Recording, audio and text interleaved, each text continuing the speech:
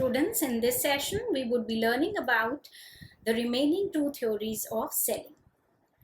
As mentioned before, there has been a disagreement on whether the selling process is a science which is based on the facts, or it is an art that can be learned through experience. These contrasting notions have given rise to two approaches to the theories of selling. Under the first approach, which is based on the experiential knowledge, we did two theories, the ADAS theory and the right set of circumstances theory of selling. In this session, we would be taking up the buying formula theory of selling first. Now, what is buying formula theory of selling? This theory was propounded by E.K. Strong and emphasizes on the buyer's needs or problems and recognizes that the salesperson role is to help the buyer in finding the right solution. In other words, we can say that the salesman must control the situation in such a way so that a sale is produced ultimately. The theory answers the basic question, which is what thinking process goes on in the minds of the prospects that causes them to take the decision to buy or not to buy. The buying formula itself is a schematic representation of a group of responses arranged in a psychological sequence. So students, let us now learn about what is the sequence which the seller would be following and how the sequence is going to explain the way in which the thinking takes place in the minds of the prospects. In the first step, the mental process involved in the purchase can be given by this sequence of steps. At the first stage, you see there is a need or a problem.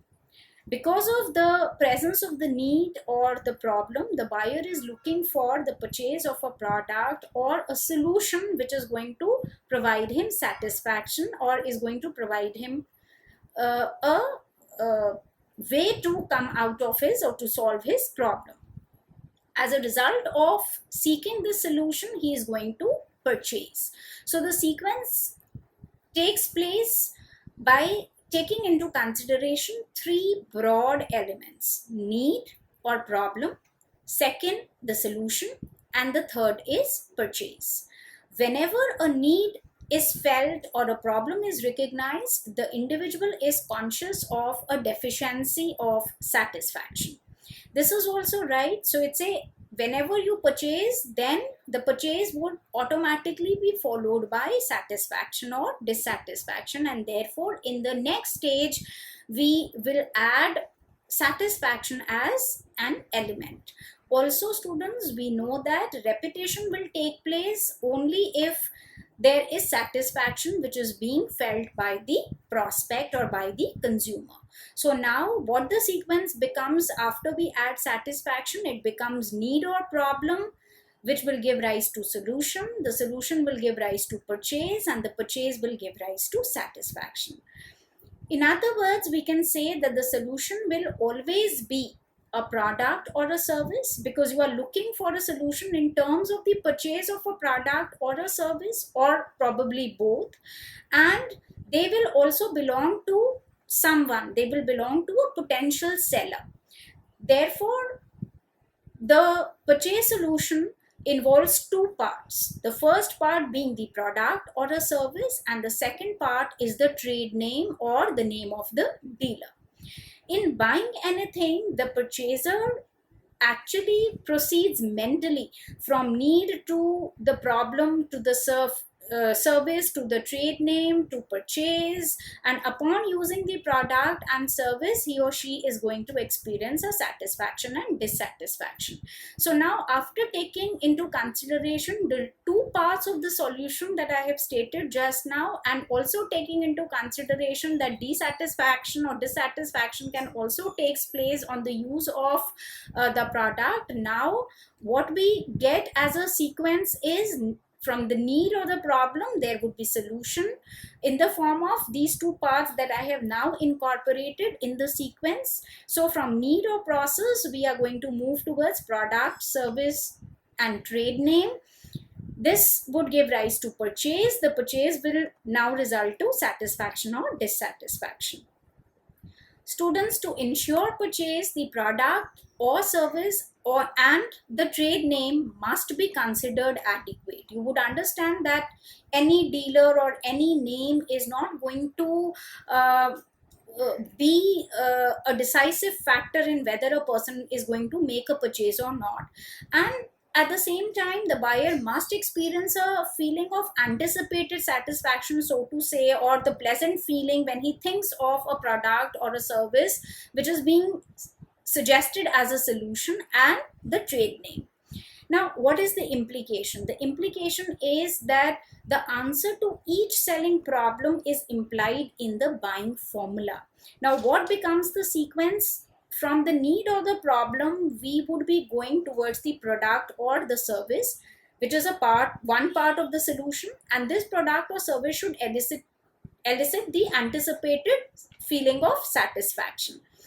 The second part, the trade name, that should also be adequate for the buyer to be moving ahead from this stage to the next in sequence, which is the purchase, and the purchase is going to then result into satisfaction or dissatisfaction.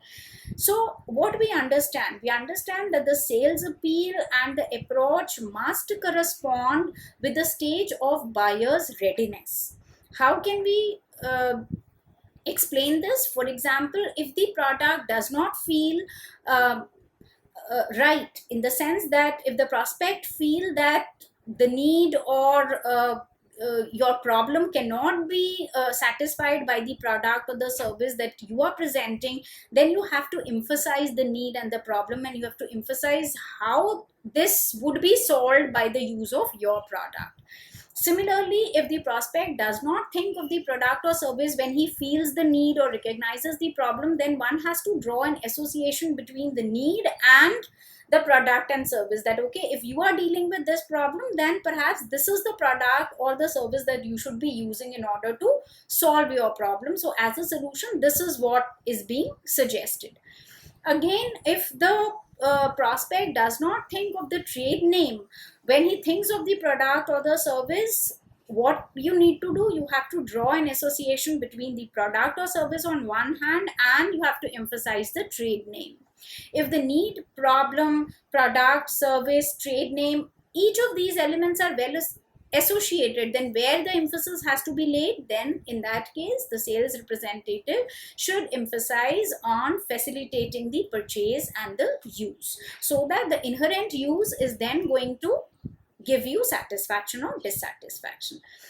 Also, if competition is felt, emphasis must be put on establishing in the prospect minds the adequacy of the trade name. So it's a, if there are multiple options being available or more than one along with your product and service, or along with your dealer, there is another one also who is competing, then you have to emphasize on the trade name, and then you have to emphasize on the pleasant feelings associated with that. So it means both the aspects related with the two parts of the solution needs to be emphasized if you are facing competition.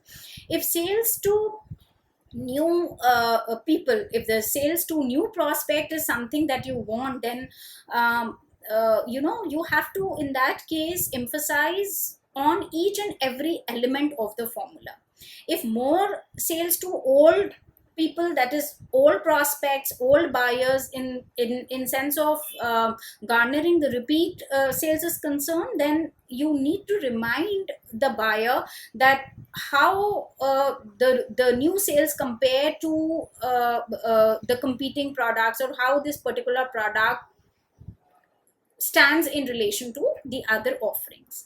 In a way, students, what we have learned through this whole theory, we have learned that there is a formula, because we are using this theory has been propounded on the basis of the second notion concerning the selling process, which state that this is more of a science. Now, because this is a science, the principles of the facts have to be derived from the scientific angle, and therefore we say that there is a particular formula. So if you put all the pieces together, you are going to get the desired result. So the sequence of events, they say this is actually the formula. So what the salesperson has to do, he has to propel the prospect, and he has to fit in all the pieces in the right manner so that your formula is right. And if all the elements of the formula they are right, then you are going to get the correct answer. And in this case, the correct answer is the desired result or the desired response, which is the sale.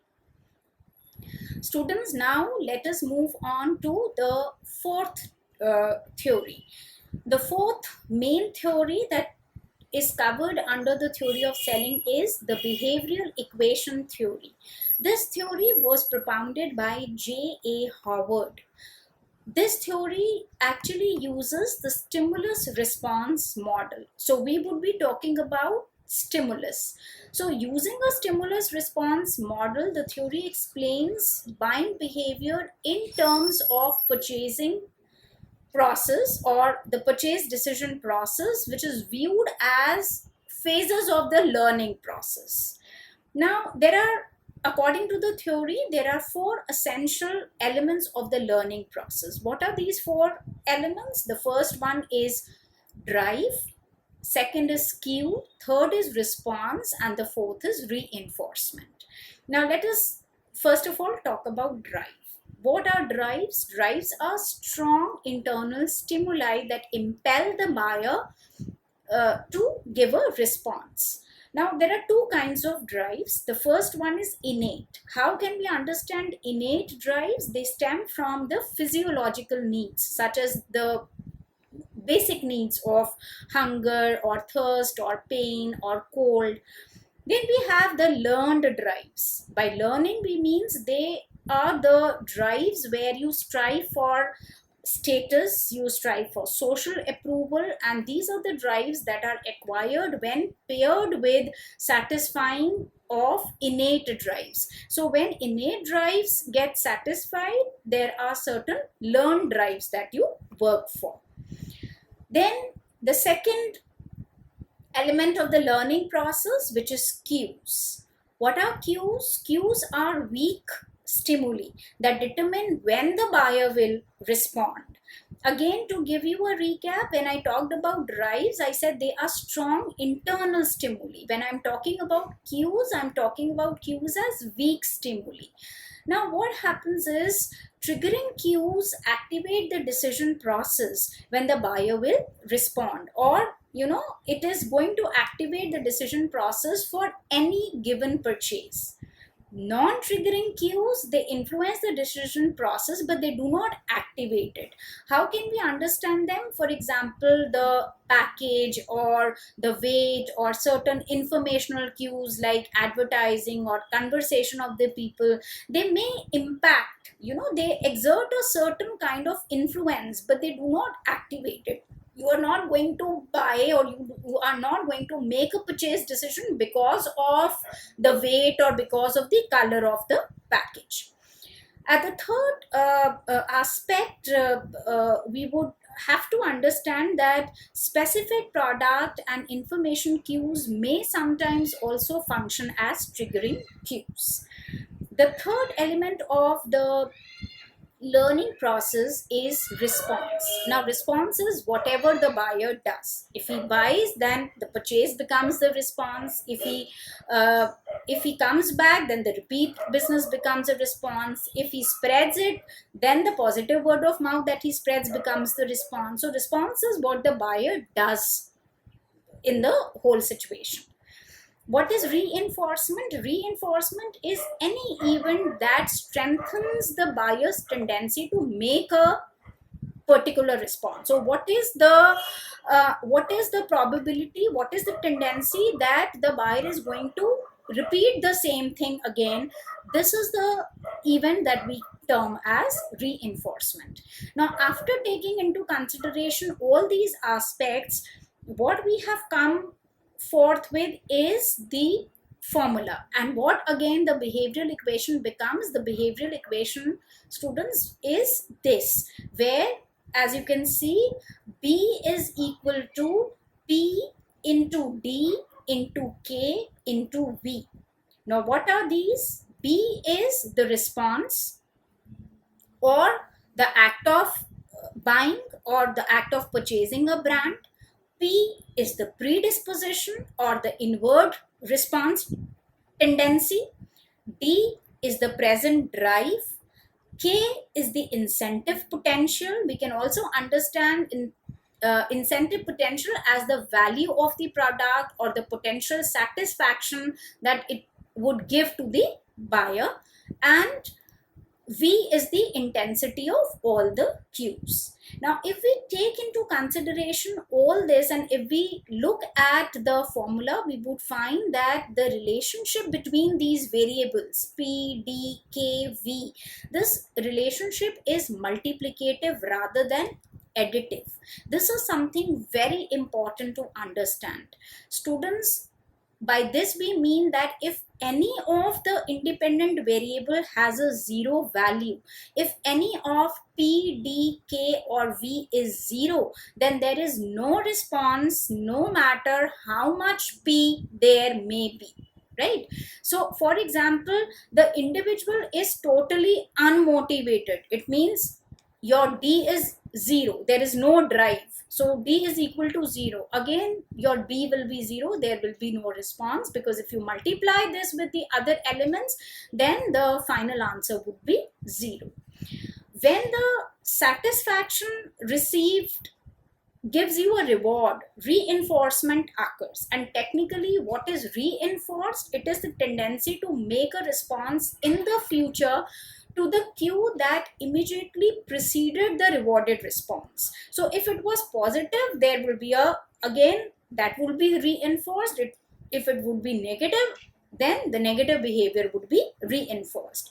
So after reinforcement, the probability increases that the buyer will buy the product, or say patronize the supplier the next time the cue appears. In other words, the buyer has learned.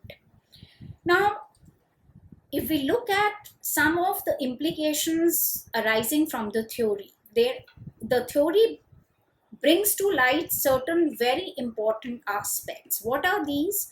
One, the process by which the salesperson influenced the buyer is explainable. We can understand and we can explain how the influence is happening by way of the behavioral equation. The salesperson influences P. What was P? P was the predisposition, and the salesman is going to affect this directly. How? Through interacting with the buyer in ways rewarding to the buyer. So you are going to create a favorable predisposition. This is in the hands of the salesman. So what you are doing, you are influencing the first aspect, which is the first element of the equation, which is P. Second, the salesman exerts influence through D. What is D? D is the motivation, D is the drive. This influence is being especially strong when the buyer seeks some information, and this information primarily is the information in the form of cues. So we are talking about this information in terms of cues. So again, you are able to motivate in terms of informational cues when you provide some important informational cues to the buyer. That acts as a motivation, that acts as a drive, and this is how the salesman can influence this element in the equation. The third, if the ends to be served through satisfying a drive or need, they are not clearly defined. In that situation, by helping to clarify by helping to clarify the buyer's goals, the salesperson can exert a influence generated through the motivation or through the drive.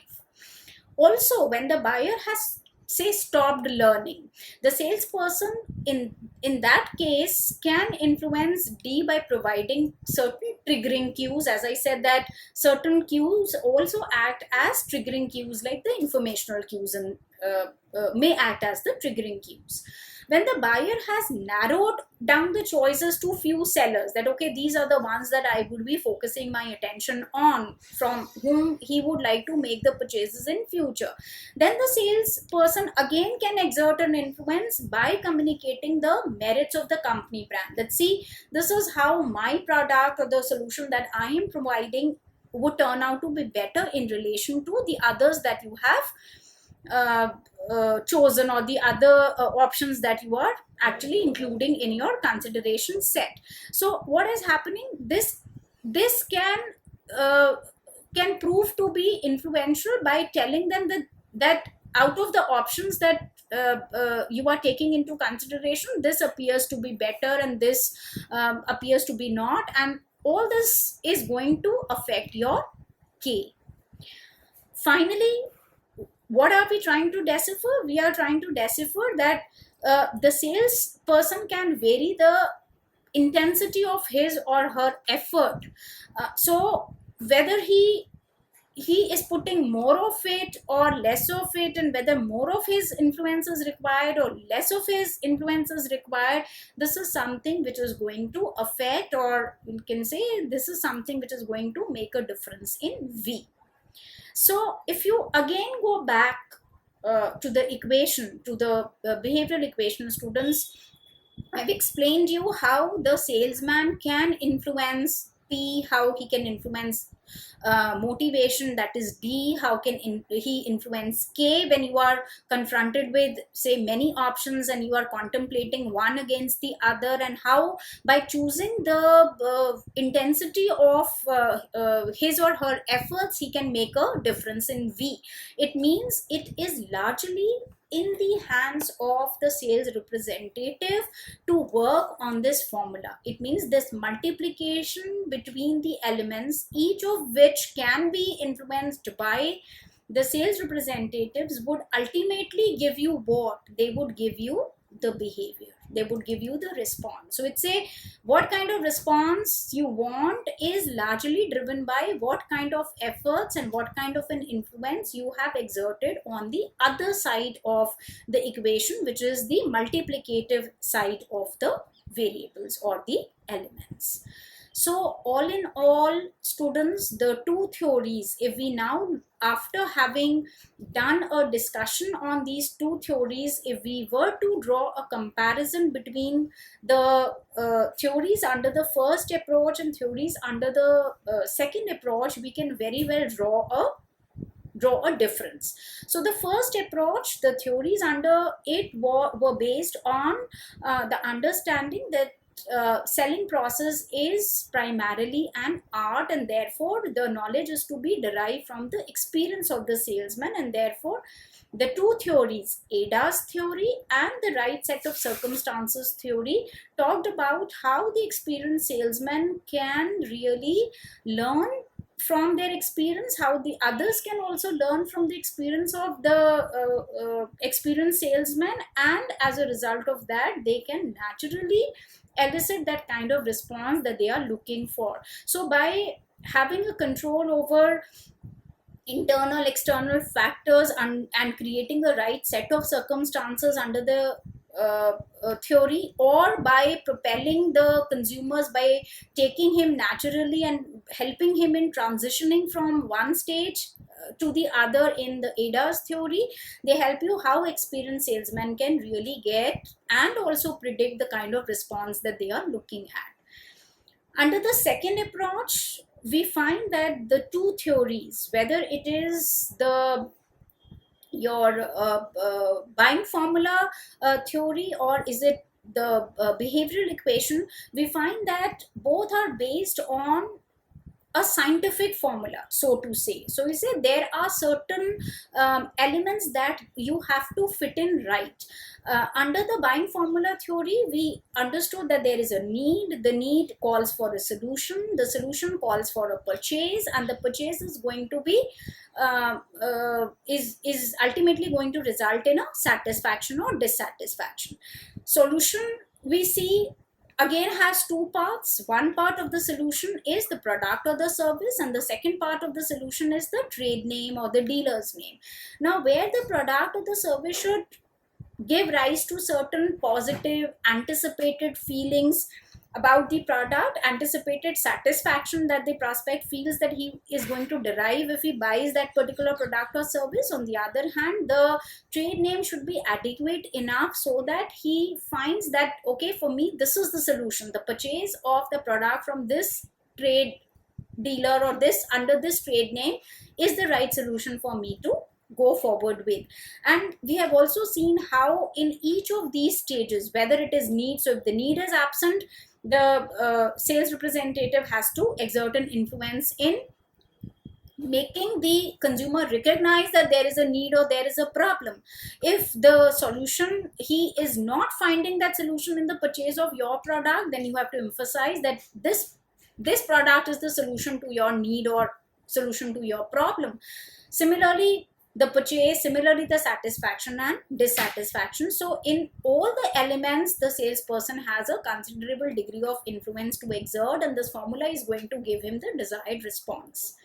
Again, in the last theory, the fourth one which we did, where we talked about the behavioral equation, I talked about the elements of the learning process, where we saw how drive, cue, response and reinforcement are linked together.